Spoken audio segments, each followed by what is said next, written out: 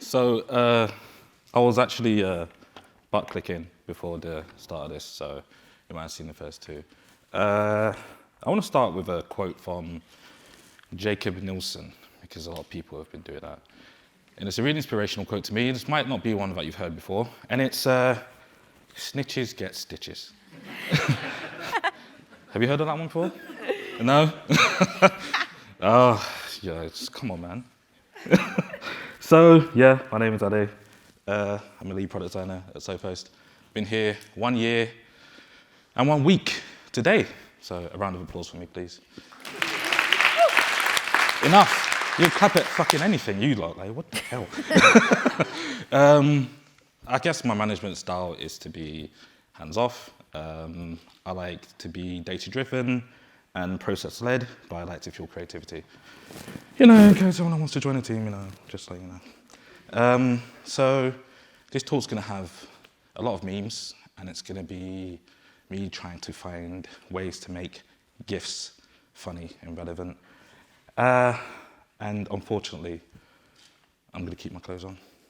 Just, I know, but you're not getting me in my pants. So, what will this talk be about? It's gonna be about understanding creativity, followed by, you know, creative disconnect, the consequences of creative disconnect, how to reconnect with creativity, and I'm gonna give you some takeaways and resources. And there's a really good, you know, it's good to start on the second day. There's pros and cons. Pros are you get to see what other people are doing. You can find inspiration from some of their talks. Cons are some of your approaches might have been done before you. So I'm also going to take you back in time to a time before the DLR, the Olympic Village, the Millennium Dome, which shows my name because that's what I'm calling it, and the Jubilee line, and also a time before DVDs were mainstream. Can anyone guess what time period I'm talking about? Be careful with responses. Anyone? It's open to the floor. 1996. Who said that? You're fucking wrong. No, I'm joking. You're close. You're actually, you know, I think, you know, well done, you're close. I'll give you a few more clues. It was before, well, the Game Boy was the main console or handheld. Before that, you know, weird Steam Deck. And Missy Elliott had just released Sock It To Me. Anyone know that song? Yeah. Good job. No one else? You just nodding like, yeah. She's not cosplaying as Gmail, as much as you may think that's the case. It's not, you know, I think Google may have took a bit more inspiration than it should have. But, and then, yeah, me, I was an adorable 8-year-old. Aww. Yeah, I actually used AI to scale it up and just, you know, reasons. So yeah, if you haven't guessed yet, it's September 1997. So you were genuinely close. It was a really, really good guess. It was 1997, you said 6. Ish. For the sake of this talk, I'm gonna say it's September, but. I want to talk about a company that had a flexible process. And because of that, it was creative. And because of that, that led to innovation.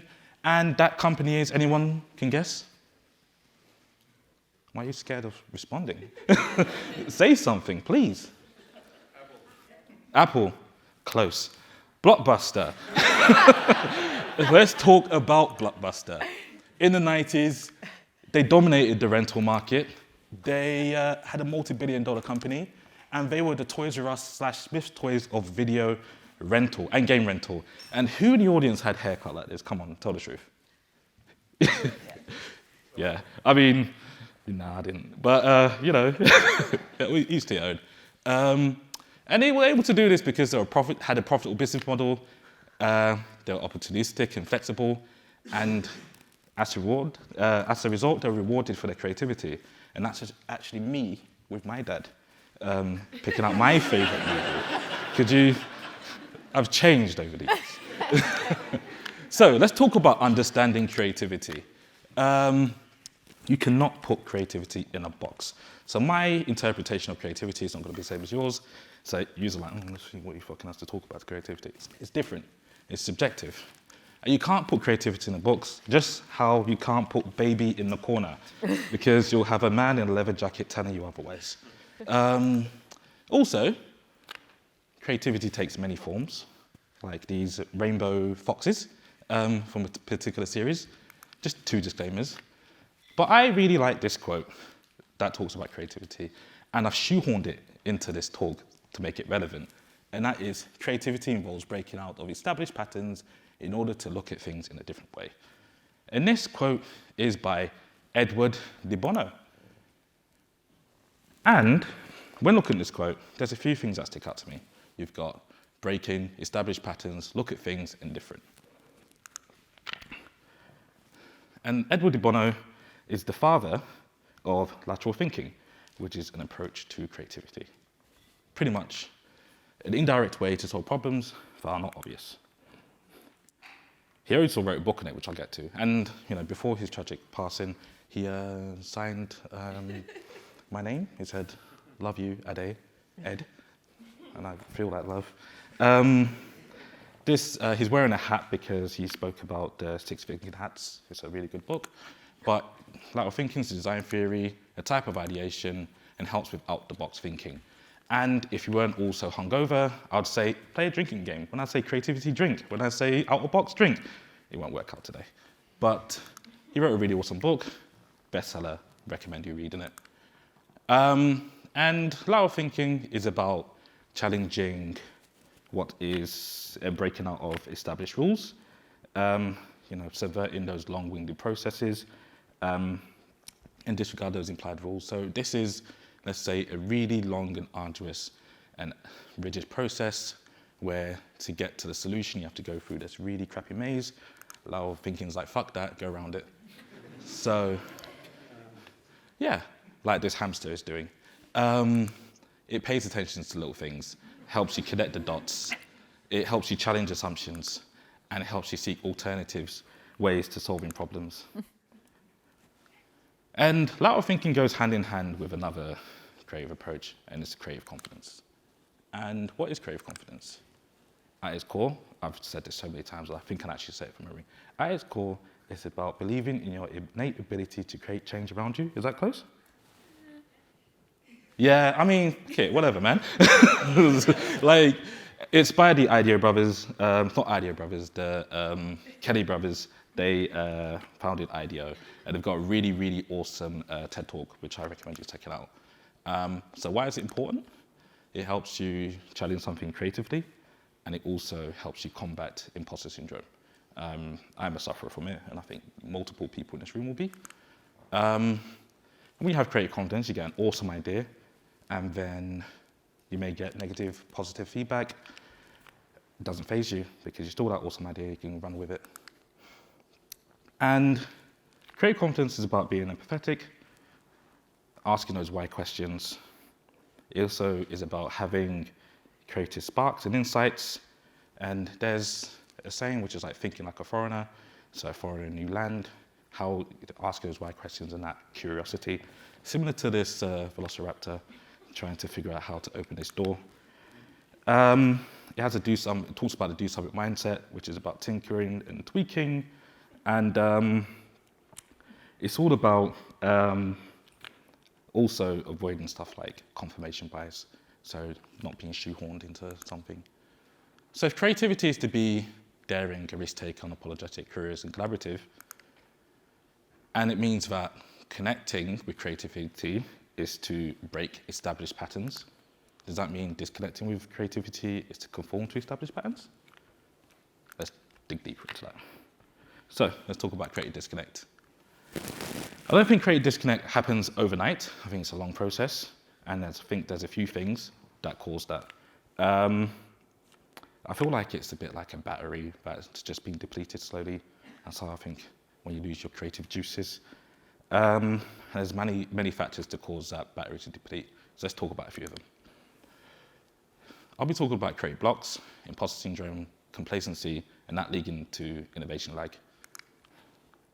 So creative blocks, the barriers to innovation, and it's kind of shitty.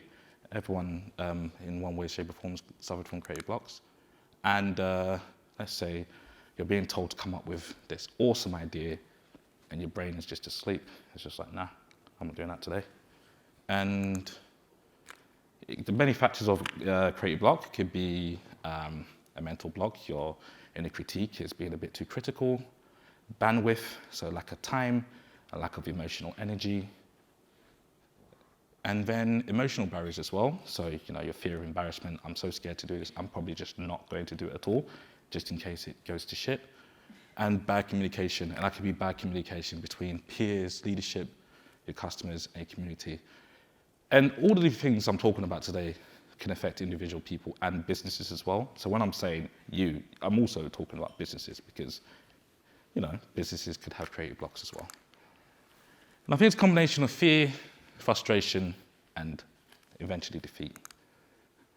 But one thing I want you to remember that there's no such thing as perfection. No one is perfect. No process is perfect. And in reality, anything and everything could be improved. So when we're on the topic of perfection, I think another factor to lose creativity is perfection paralysis, which is to move forward after a setback. So hands up in the air if you've ever suffered from perfection paralysis. Just half of you, yeah, seriously.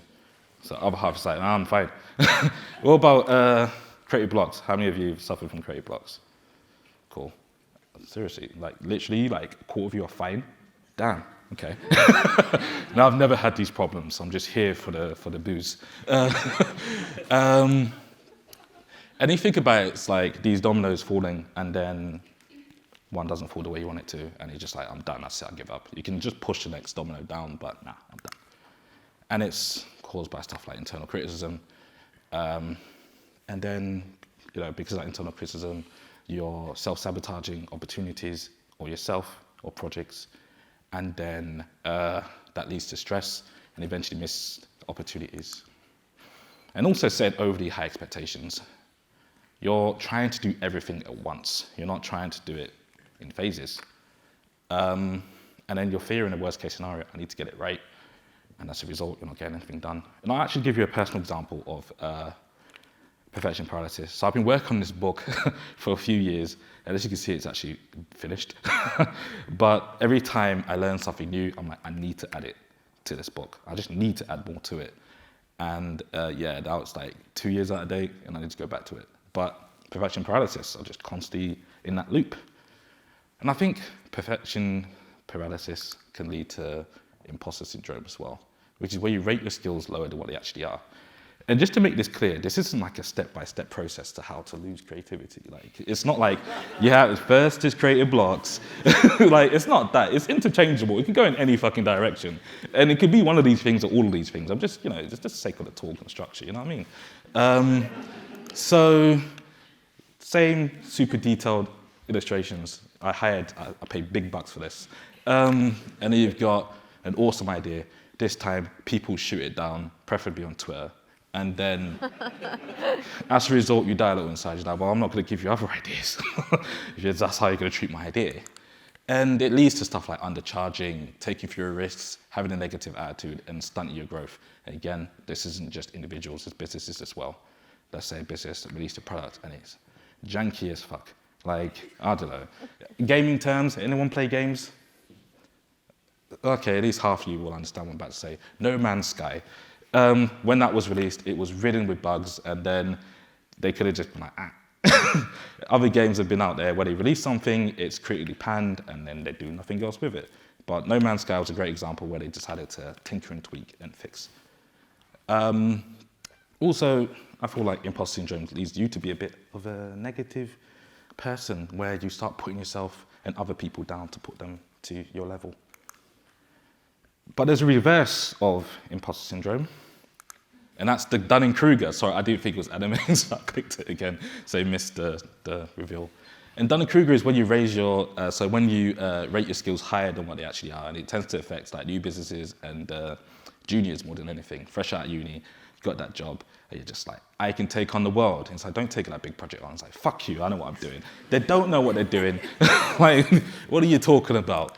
And that's leads to arrogance. Bite enough more than you can chew, following trends, and excessive confidence. And following trends because you don't really understand. It looks nice and everyone's doing it, let me just do it. And I love this. Every time I do a talk, I just have this. I should probably design my own one, but So let's say you've got no experience, and then your confidence is sky high. The more experience you get, the more you realize, oh my gosh, the person that's an expert, oh shit, there's a big gap. So then your confidence plummets. And by the time you're actually an expert in your field, your confidence isn't as high as it was when you started off. I can say that by myself. I remember the first job I had, and I was like, I'm here now, I'll show everyone. And then I very quickly realized there was a big gap. And even now, where I'm a lead, what the fuck? Like, what? My team can easily do my job. So there's someone that is suffering from, sometimes a lot more people laugh at that one. Sometimes it's muted. At one time I got a gasp, like, I was like, really? like, word? But there's a fine line between being confident and egotistical. Again, I'm gonna have a show of hands on interaction. I'm all about interaction, so by all means, heckle. So, get off stage, okay. Who do you think is confident and who do you think is egotistical? So if you think this man on the left is confident, put your hand up. If you think the man on the right is confident, put your hand up. Oh, there's a trend. If you think the man on the left is egotistical, put your hand up. Okay. And you think the man on the right is egotistical, put your hand up. There's a trend. It's crazy. I should use better examples because this is a bit like cheating. But it's subjective. Like, some people, I've done this once and I thought the answer was going to be clear cut and it went in the direction I was not expecting at all. But I think creative blocks, perfection paralysis, imposter syndrome, Dunning-Kruger is also part of the really shitty cocktail, and that also leads to complacency, or any one of these can lead to complacency. And that's when you're just like, I'm doing okay. It's like, that's fine, I'm fine. And what's his name? Oh my gosh, let me check. His name is, it's not even on here.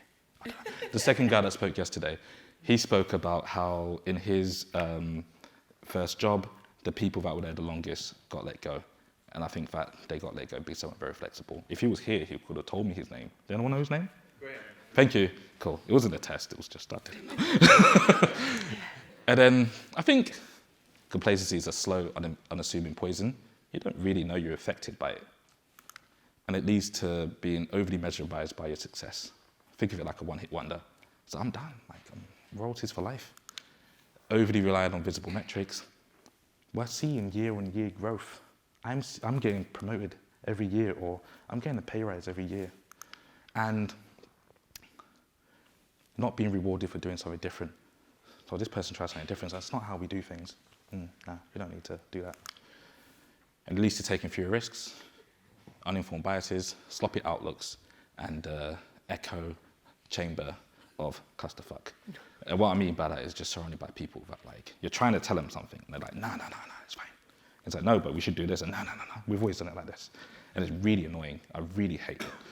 And it can creep into any organization, complacency, even those that claim to be the most creative companies and innovative. And you've got complacency, creative block, Dunning-Kruger, imposter syndrome, perfection paralysis. And I think all of that leads to one thing. I don't know if you've guessed it yet. Do you guess what that is? Cool. Sorry? Innovation lag. I thought you were following me, what the fuck? So, it's a deadly, contagious, and overall crappy killer of creativity. And innovation lag is, I think the best way to describe innovation lag is like having mold in your house. By the time you realize you've got a mold problem, it's too late, isn't it? It's like, you know, and, I should have used this analogy instead. Do you just know what this is from?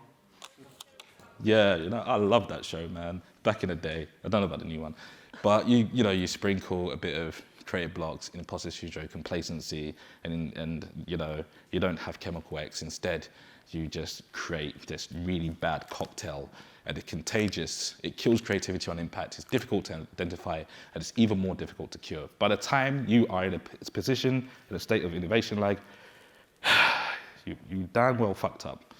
It is a bit late for that. So it leads to taking no risk whatsoever. It leads to losing businesses because you're just no longer innovating. They're going to your competitors. Yeah, you were doing fantastic before, but you got a bit too complacent, and then now you're lagging because you're not innovating, and you're like sat there like with a shocked Pikachu face, like, why the hell are my competitors doing better than me? Why the hell are my co-workers getting promotions? And then you're losing epictality for a business. Like people just leaving like a rat, rats jumping from a sinking ship. And you're always playing catch up. You're just like, they've done this, let's just do that. And then they do the next thing. You're just trying to play catch up. And you're a bit like this quote from Skinner, which is like, I'm out of touch. Nah, it's not me. It's not me, it's them. And just remember that beneficial innovation takes a long time to adopt, and it's easier to fall into negative routines and practices. It's hard. And there's a few more consequences and causes for creative disconnect. For example, someone's mental headspace or the business's mental headspace, stress, pressures, internal, external, and negative experiences, which could lead to stuff like imposter syndrome. And then you've got the environment you're in. So having toxic or uninspiring peers, stubborn process, a really rigid process, gatekeepers. Who doesn't love a gatekeeper? Like when you try and say something like, nah, you have to go through this person at this level and then this person, this level. It's really, really, really rigid. And then lack of diversity. And I'll get to that because I don't know if it's what you're thinking. So the consequences of creative disconnect are lack of flexibility, like I said. You've got a dated process. It wasn't dated initially, but now it's dated. Everything is ready salted. And like, like not bashing ready salted crisps. It's all right when you want them, but like every day, like, yo, that's sodium. Like, I mean, everything's got sodium, but like, do you want to have prawn cocktail once in a while, like, or cheesy onion, or like, I don't know, katsu curry? That's probably a new flavor that they're trying, and And then complex problems become harder to solve because you're so stuck in the box. Just going in one. You're so stuck in the box, and you're just like trying so hard to just like, I don't know, solve it the way it's been done before. You just see there's a more simple way out there, and then you fail to see opportunities when someone's coming with you with like the golden chicken. Is it golden goose or is it chicken? Is it goose? Goose. Well, it's subjective, isn't it? It could be a golden house. But anyway, someone comes to you with a golden house, golden goose, and you're like, nah. This regular goose is fine. So let's go back to Blockbuster. You know where the fuck this was going. As soon as I said Blockbuster, I was like, ha. You know where this is going. So I think that complacency mixed with innovation lag is a very deadly poison. And Blockbuster, obviously, because you are here, I was, again, in the 90s, I remember Blockbuster. You saw the picture of me and my dad. And, I remember going to those stores and buying those VHSs. Have you heard of VHSs, everyone? You're like, yeah, it's that retro thing. Shut up. And it was stuck in their creative process. It was very complicated and hollow. And they profited a lot from late fees. Like, it was really bad. Like, you get late fee to fuck, like. And then in 1997, Reed Hastings, miffed. I don't know why I wrote miffed when I've been swearing for like 20 minutes. I was like, I wouldn't swear once. But like Mr. Fuck came along yesterday, I was like, fuck. It's like, I guess it's okay to swear. So, yeah, they decided to, he was really annoyed by it. So he decided to, launch Netflix. I think there was obviously more to it than that, but for the sake of this story. And he rented Apollo 13. So, like, I don't know, I don't know why I did that. Netflix at the time was a DVD rental by mail service, and they were cheap, they had late fees, and then they were innovative and hungry to learn. The Blockbuster was the big dogs, the fat cats, the cash cow, the hungry chicken. Like, they were doing all right, man. So they were like, who the fuck are these guys? We're still Blockbuster, we're fine. And then in 1999, they did a really awesome innovation, which was to adopt a subscriber model. So it's like fixed fees, unlimited DVDs, at the time unheard of. It was a massive risk for them. And, and then in 2000, they were like, you know what? Maybe we should just join Blockbuster. So they approached Blockbuster, and they were like, hey, do you want to buy us for like 50 million? That's how much we're worth right now. And also, because we're like online first, we will also handle all your online business because you don't really have that shit together right now. And then they literally laughed in their face. It's, you know, it didn't kind of work out for them.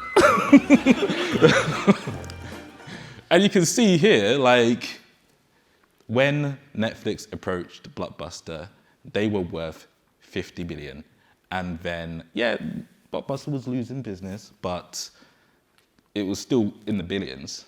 And they said, nah, no. And then by 2010, when Blockbuster goes out of business, they're worth more than Blockbuster was ever worth. So, yeah, it was a bad decision. And then I wasn't joking when I said he laughed in their face. That's the founder saying it. And, you know, Blockbuster was slow to adopt to the potentials of the internet. They felt untouchable and became complacent and fell behind, and they stopped innovating. And then they started playing catch up. So they're like, oh shit, this like online is important. We should have a online rental service. And I was like, yeah, but it's a bit late now. So they were the laggards. You hear that? So they were unable to break away from their rigid process and became obsolete. However, Netflix adopted. And it's a cautious retell of creative disconnect. I mean, who hasn't heard of the story of Blockbuster? Any hands up, you haven't heard the story before? Nah, it's like Adam and Eve. It's just like a story everyone knows about. So how do you reconnect with creativity? And the first thing is to be ahead of the curve. What's my time? 20 past, we got what? How much do you want? 5, 10 minutes?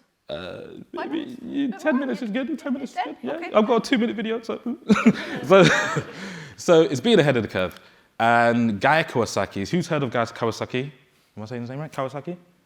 Good. So not a lot. He's ex-Apple. He's responsible for the market for the Macintosh and talks about innovation.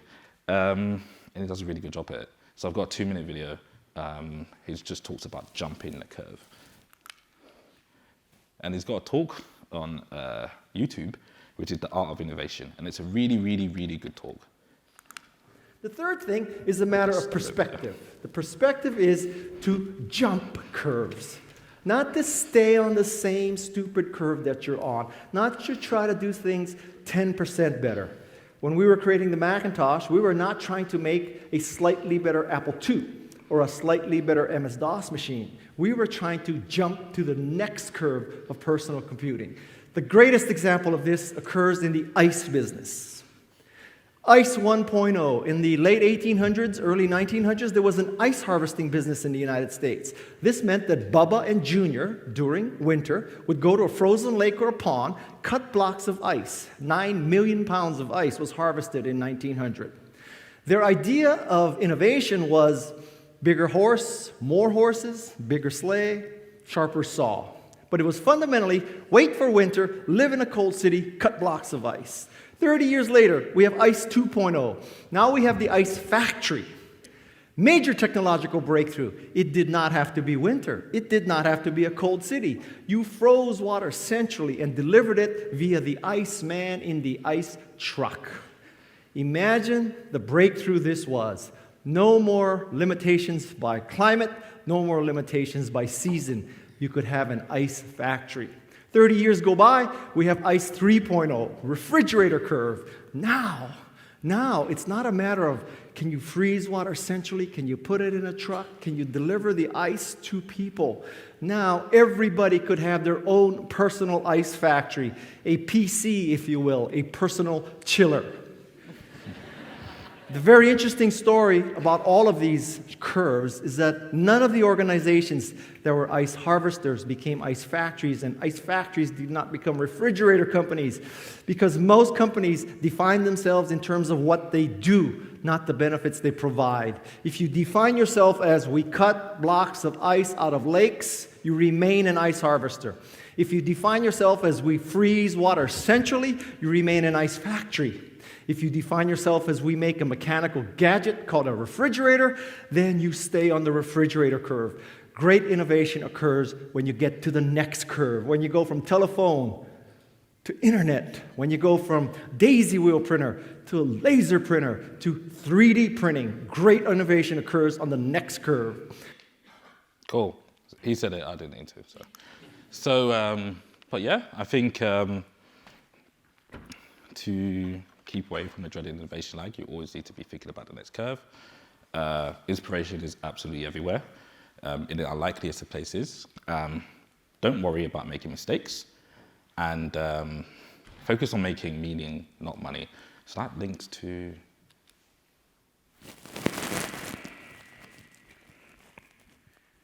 Jeremy's talk earlier on. Yeah. And yeah, if you look at the innovation curve, there's so many people that could explain this better than I am, but I'm going to try my best. You want to be an innovator or the early adopters. You don't want to be a laggard. Blockbuster was a laggard. By the time you're in the late majority or in the laggard phase, it's a bit too late. A bit like NFTs. Like, you can try and create your own now, but people will see that rug pull. The second thing is to be creatively confident. I think you probably would have known this was coming. And you can gain creative confidence and combat imposter syndrome by reading. So Kaizen is a Japanese term for continuous small improvements. You don't need to improve overnight, but taking small steps to get there. Always critiquing your own work, be critical. And it's all about perspective, because something you may think is absolutely terrible could be absolutely awesome to someone else, and vice versa. And then getting that feedback, making sure you have a positive feedback loop.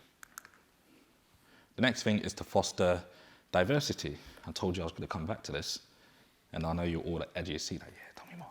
So, you can foster diversity by hiring, collaborating with people regardless of their gender, race, sexual orientation, background, location, visible and invisible disabilities, age, experiences, and interests.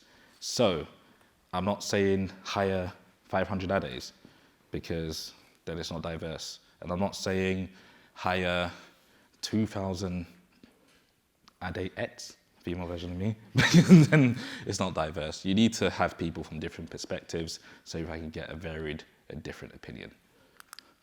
Oh, a mindset, fucking hell. So, next thing is playing and experimenting. And again, this isn't a step-by-step process. You can go in any direction. Creative thinking and creative doing are two different things. You can think about it creatively, but you actually have to take the action as well. And go out of your comfort zone and take on new challenges. Practice ideation techniques using, creative tools. I don't think I have one, but you never know. And always asking those why connection questions and help connect the dots. I think that's been a big theme DIBI this year, connecting dots and experimenting and failing. It's okay to fail, but obviously take calculated risks. Find a new hobby. You might find inspiration there. Or, again, I think I'm just repeating myself here. So, you've got all these different things, being ahead of the curve, being creative confidence, fostering diversity, playing experiment, and that leads you to become a creative badass. And that's the term I go on about all the time. It's not that deep at all, but it's just like digging deep, unleashing your creative potential, and having an impact in a process. And what makes you a creative badass? Thinking outside the box, being flexible. If plan A, B fail, come up with a plan C, pushing limits, and don't be complacent. I think complacency is deadly for anyone and any business. And being a disruptor, shaking shit up. I thought that would be the only swear word, and I thought it would have so much impact, like shit. And I'm like, no. So fostering change through innovation by always being a disruptor. And how to become a creative badass? Well, like this person here. I don't think he'll ever be as badass as this man. Who is he? Tom Selleck. Burt Reynolds. Yeah, well, I just saw a man behind fire and I was like, this will do. So, practice creative confidence, man. Like, you're here for a reason, and stop being hard on yourself. It's that simple. Like, you're here for a reason. Take calculated risks, think out of the box and experiment and play. Collaborate with people to innovate. Best things happen when you're in teams. Don't silence yourself, and then make a scene while doing so. I think it's a combination of being innovative, curious, and confident that makes you a creative badass. But remember, it's a balance, because being too creatively confident could lead to arrogance. Only thinking out the box can make you lose that fucking box. You don't want to do that. Like, can I have a pizza? Well, here's just deconstructed pizza that, like, I don't know, the tomatoes aren't present and the cheese isn't present. I'll just give you milk and you mix it in water. Nah, come on. And then over innovation can cause you eventually to disconnect. So it's a balance. Finding that balance that works for you and your business. It's not just, there's no fixed way of doing this. And takeaways. So, oh shit, I forgot to, you get it all at once. So these are my takeaways. You can read. So, resources. So I've got a few resources, and so I was gonna do this thing, and I asked Sophie, I was like, yo, you know what, like, give me sweets, yeah? And I'll like put them, and I'll let people collect them, and I just dumped them before the talk, and I forgot. So there's sweets there, prize. But I actually do have a few prizes to give away today. First one, so resources, so books. This is a really awesome book, Steal Like an Artist. The Fish, I think is a really good book. Create Confidence book, I think you probably knew that was coming, because I recommended it earlier. The Psychology of Discovery and Invention. Like, thinking, I really shouldn't have had the 2 books I spoke about earlier. Like, stupid. And then Show Your Work, really good book. And then, yeah, The Secret of the Highly Creative Thinker. So I think this is a really awesome book, and what they do is awesome. Does anyone know about these people? Good. So I can explain it terribly. They've got, like, to help you, like, become a better creative thinker. They've got exercise books for kids and adults, and they've got this thing called Connecting Dominoes, like a little game for kids. It's really awesome. So definitely invest. But I also do stuff. Could you believe it? She mentioned Make It Pop, and I was like, oh, I'm the only one that's going to plug himself. So Make It Pop. So I don't know if you can tell, but this man's face is over there. You want to wave? Why? Yeah, she waved, So it's a tool that me and a few friends came up with to help you become a better creative thinker. We value serious play and creative confidence and design thinking. And we do games, workshops, books, courses, and, like, whatever you need, just call me. Like the Batman symbol. We've got a few friends.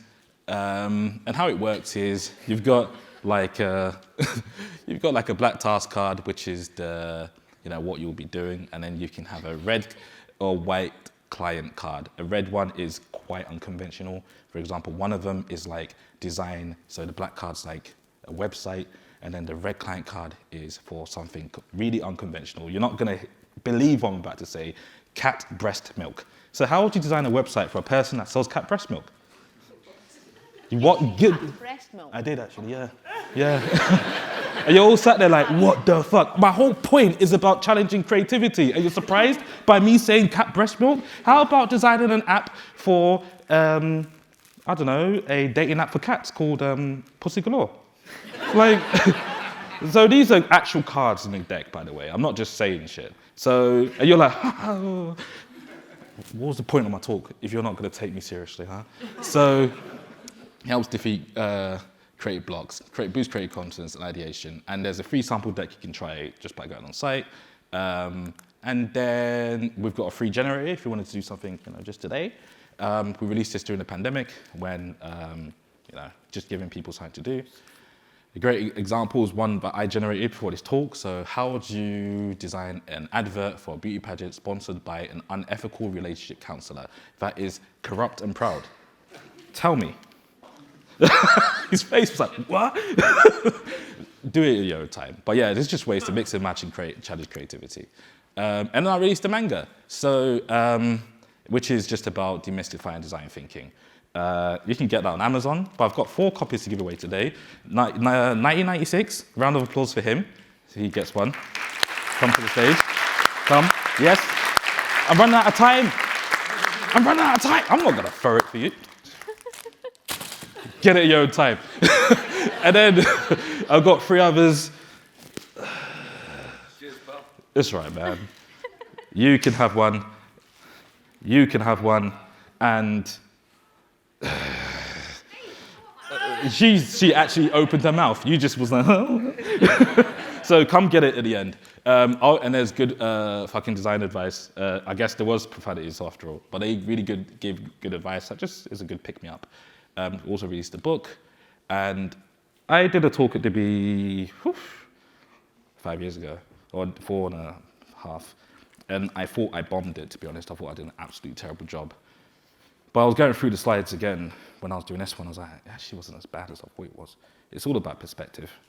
Like I said, sometimes you think, oh, and then, yeah, that's when I announced Make It Pop, and that card is a bit inappropriate. But sometimes you feel like something is a complete failure. It really isn't. Going back and reviewing it, I think, helps you become creatively confident and a creative badass ultimately. And remember, creativity is subjective. Everything I said today could not resonate with you at all. Find your own path to creativity if my one isn't the one you like. And all about breaking those creative blocks and finding inspiration in the unlikeliest of places. I'm done. So, thank you. Thank you. I knew you'd be good. Oh, Like your trainers, by the way. Thank you. Very strong trainer accent. I got a little bit PTSD there when Donald Trump came up. I've interviewed him 3 times, actually. I bet he was a Been nice here guy. in Scotland. I'll tell you when my mic's off later on. Very conscious of that.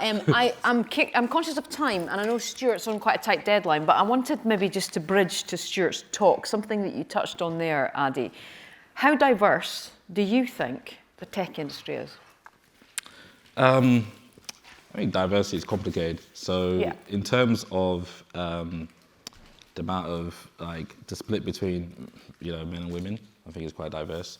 Then you go a bit more granularly. People of different races, maybe not so much. Like people that are black, I can see 3 people, and one being someone I hired. So maybe not so much. However, I don't think it's malicious per se. I think it's also due to locations and, for example, more densely populated metro cities would have a lot more diversity just naturally compared to other places. I studied in the University of Scarborough, or Hull, Scarborough campus, and there wasn't many. Yeah. So it's, yeah. How do you make it, a huge complex question. There's not one solution, I don't think, because we would have done it by now, but Yeah. how do you change that? How do you change that culture? I think it's a wicked problem. So you can't just hire a bunch more women or a bunch more black people and give yourself a pat on the back. It's something that happens over time. I think the more people move to different areas, and even the fact that we've opened up work, so it's just not based in the office. You're going to see, I think, an uptick in diversity, and hopefully people applying and knowing that there's opportunities out there to apply for these roles. I think it's so complicated, man. Yeah. We talked earlier on, and I think one of the themes that's comes through here is how the pandemic has affected the way people work and might in the future. What's your experience? What changes did you have to make, and changes that you might keep in place as we head forward? I gained a lot of weight. You're just eating biscuits? I was just sat inside, just gobbling. I think that mental health became a conversation that a lot of people had to talk about because... Which is not a bad thing, maybe. It's not a bad thing at all. I think demystifying mental health, before it was incredibly taboo. Mm-hmm. But when you're trapped inside for all day without the choice to do so, it felt like a prison. And I've got 2 kids, I've got a dog. It was just I can't escape to the office. Yeah. So I think that's... Another thing was also connectivity, so finding ways to connect with people. You do have tools like Miro, and they kind of scratch the itch, but didn't really scratch it enough. When you're in a building with people and facilitating, ideating. I think the pandemic definitely taught me more about resilience. I don't know how you all felt, but originally I didn't see I thought it was it's only gonna be a week and a month, and it just kept on going. It was the weather was all right. Yeah. And then boom. Definitely kitted out the garden. Yeah. So. And in terms of going forward then, are you going to return to, we talked about this a lot, the old normal, or are there things that you just realised that didn't work and now this is how I'm going to do things differently? So I do like working from home when I have the choice to. And I also like hiring people, so my entire team, which all you recruiters don't even look at. Like, they... I know Poppy was recruiting yesterday. I don't know if I saw any conversations I've already between had them that and talk with Poppy. her. Okay. I was like, your talk was great, but... Yeah. But like, away. they're all based in different parts of the country, which was something I don't think I would have been able to do like a few years ago. And I would like to carry on hiring people from all over the place. I wouldn't like it to be forced to go back into work. I think what I like is the choice. That's what we should, and the flexibility is what I like to bring forward. I'm scared that corporate businesses are gonna just be like, you know what, we now have this innovation hub, and it's just like a whiteboard with a snooker table. And it's like, yo, this is it, man. And then you've got like those fucking like beanbag chairs, like 4 days. And a chute that takes you into the ball pool. Yeah, like wow. Yeah, It doesn't scratch that itch. No. I'm conscious that, Stuart, you've got things you've got to go to. Ad, you're around for the rest of the day, and we've got a big panel discussion later, which we'll get your thoughts on as well. So I'm going to push ahead. We can grab a bit time back through lunch. That was really, really entertaining. I loved it. Thank you so much. Thank you very much. Thank you.